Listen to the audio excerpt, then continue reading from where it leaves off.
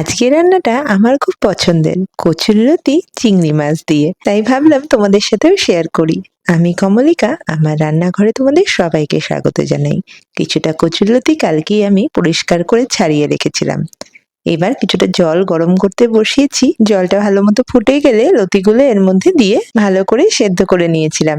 এটা হতে থাক, ততক্ষণে কিছুটা সর্ষে বেটে নেব। এখানে আমি 2 চামচ মতো সর্ষে নিয়ে নিয়েছি। সেটাকে নুন আর কাঁচা লঙ্কা দিয়ে বেটে নিয়েছিলাম বলছি, শুরু করেছিলাম বাটতে। আমার সর্ষে বাটাটা অতটা ভালো হয় না, ওই জন্য ওকে ডেকে নিয়েছিলাম। ও খুব ভালো সর্ষে বাটতে পারে, সেই জন্য ওকে দিয়েই বাটিয়ে নিয়েছি। এই যে কি সুন্দর বেটে দিল আমায়। এবার আমি এটাকে তুলে রেখে দিয়ে এটাকে সরিয়ে ফেলবো। আর ওইদিকে আমার কচুলতিগুলো সেদ্ধ হয়ে গেছে, এটাকে জল ঝরিয়ে নিয়েছি। জল ঝরানো হয়ে গেছে, আর এগুলো দেখে নিলাম ভালো মতো সেদ্ধও হয়ে গেছে, একদম নরম হয়ে গেছে। এবার এটা ঠান্ডা হোক। এইদিকে কিছুটা পেঁয়াজ আর কাঁচা লঙ্কা নিয়ে নিয়েছি।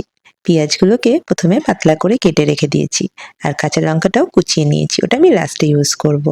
এবার কড়াইয়ের মধ্যে কিছুটা তেল বসিয়ে নিয়েছি। এর মধ্যে কিছুটা কালো জিরে ফোড়ন দিয়েছি। কালো জিরে ফোড়ন দিলে এটার টেস্টটা কিন্তু খুব সুন্দর লাগে। একটা হাফ চামচ মতো কালো জিরে ফোড়ন দিয়ে নিয়েছি, আর দিয়েছি একটা শুকনো লঙ্কা। এবার কেটে রাখা পেঁয়াজগুলো এর মধ্যে দিয়ে দিয়েছি। খুব বেশি লাল করে ভাজবো না, হালকা বাদামি করে ভেজে নেব। যখন দেখবে এরকম হালকা বাদামি রং হয়ে আসছে, তখন এর মধ্যে দিয়ে দিতে হবে হাফ চামচ মতো রসুন বাটা। আমি এখানে বাটাই ইউজ করেছি, তোমরা চাইলে রসুন কুচিও ইউজ করতে পারো।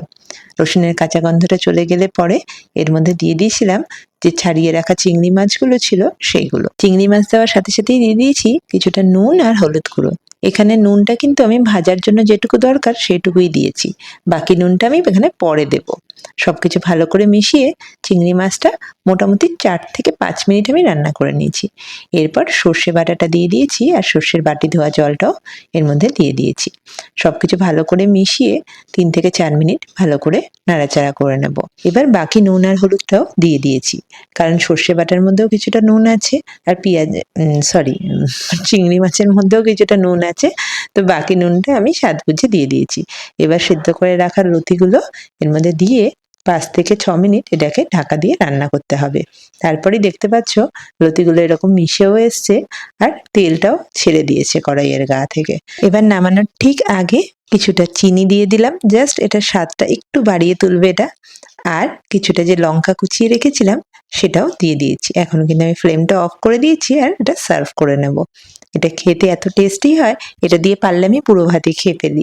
তোমাদের রেসিপিটা কেমন লাগলো সেটা আমাকে জানাতে ভুলো না। আমার চ্যানেলটা ফলো করা না থাকলে ফলো করার একটা ছোট্ট অনুরোধ রইল। কমলিকা হোম কিচেনের একটা নতুন রেসিপি নিয়ে খুব শীঘ্রই তোমাদের সাথে আবার দেখা হবে।